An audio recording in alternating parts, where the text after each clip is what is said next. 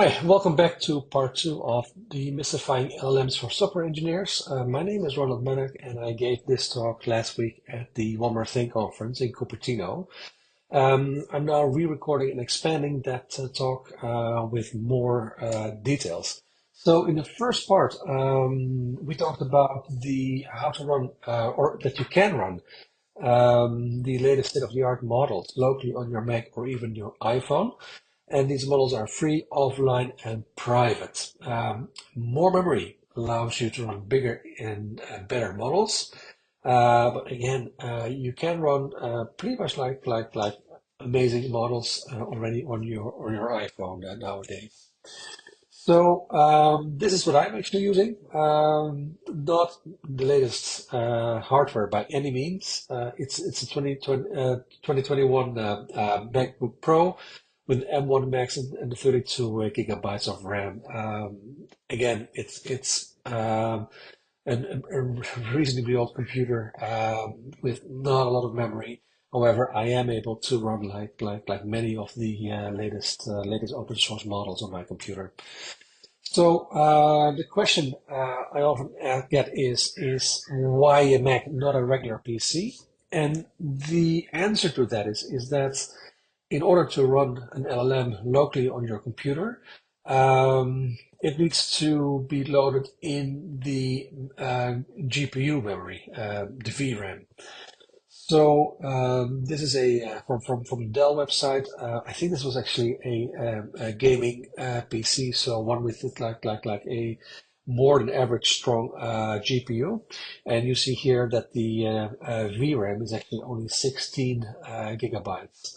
That's not a lot. I mean, you can run an LLM on that, but not the best ones. Definitely not. But the smaller ones, yeah, you can. Um, but if you want to run a really large model on a PC, you'll have to invest in a bigger graphics card. It is possible. This, for example, is pretty well suited for LLMs. It has like 96 gigabytes of RAM. That's big enough for many large models, but it will set you back like over $10,000, and it is out of stock everywhere I looked. So instead of doing that,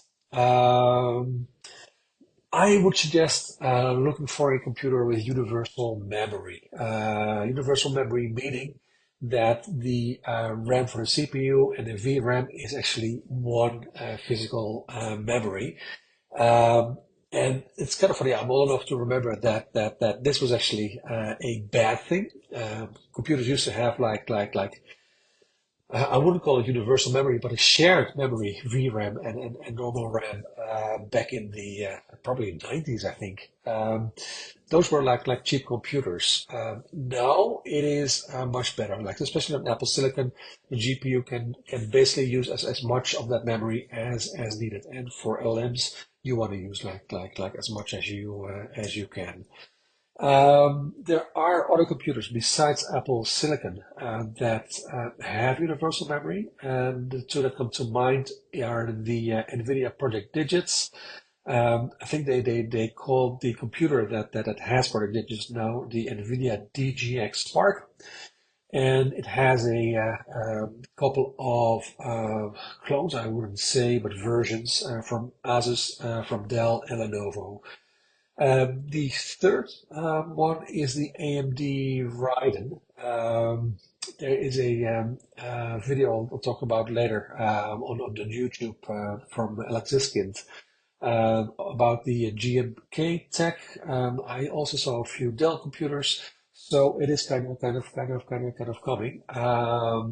But yeah, this is the video. If you watch this video, you'll see that it is, especially like the AMD, it is not mature yet. There are some issues, and I'm sure they're gonna fix that. There are missing drivers. The video RAM has to be set, and your computer has to be reset. Not an issue if you use your computer as a server, but if you want to use your computer for both LMs and for regular work, you have to reboot your computer probably like a few times a day, which is kind of odd. Again, they probably will fix this at some point, I'm sure, but for now, it's not super mature. The second one, the NVIDIA, that was announced back in March. And it should have been available like a few weeks later. It is now the middle of June, and we still haven't seen the NVIDIA Product Digits computers. So I don't know where they are. Hopefully, they will be available later this year. So when buying a computer for to run local LLMs, it's always a good thing to think about like what is more important, your GPU performance or your memory bandwidth. And it's kind of surprising, at least it was for me, that the GPU performance isn't that important because you will run into limitations of your memory bandwidth before you run into limitations of your GPU performance. And this is for like larger models. If you, for some reason, prefer to run like an extremely small model, that might be different. But then again, these small models are super fast anyway.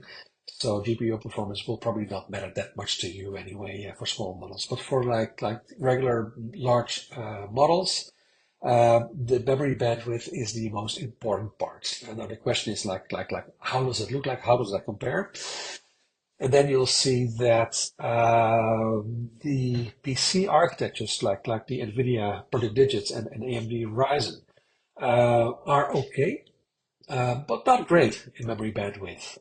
They are on par with the M4 Pro chip, but the M4 Max and M3 Ultra, the M3 Ultra in the Mac Studio are way faster. Now, then you're probably asking yeah, but what about that NVIDIA RTX Pro card you showed me? Well, that has dedicated VRAM, and that is way faster than the fastest Mac at this moment. That's really fast. But then again, it is just a card. You need to buy a computer besides that, and it will use a lot of electricity. And judging from the fans that I see, it's probably also not the most quiet solution out there. If you compare that, like what is the most value you can get out of hardware right now? Again, this is for running LLMs. Then I think like arguably the best thing to look at is like the dollar per gigabyte per second, so per bandwidth, basically per unit of bandwidth. And surprisingly, the best value model turns out to be the Mac Studio, the M3 Ultra. That is, you can have like the one with 512 gigabytes. That is extremely expensive. I wish Apple didn't charge that much for memory. But the 96 gigabyte model, and again, I'm a little bit, yeah, I wish it was 128, and it isn't. It's 96, which is exactly the same amount of memory that the NVIDIA RTX Pro has. That is extremely good value. The Mac Mini, although a lot slower, is also a lot cheaper. So even like a 32 gigabyte model, the M4, you can get pretty much like one of these models on that one.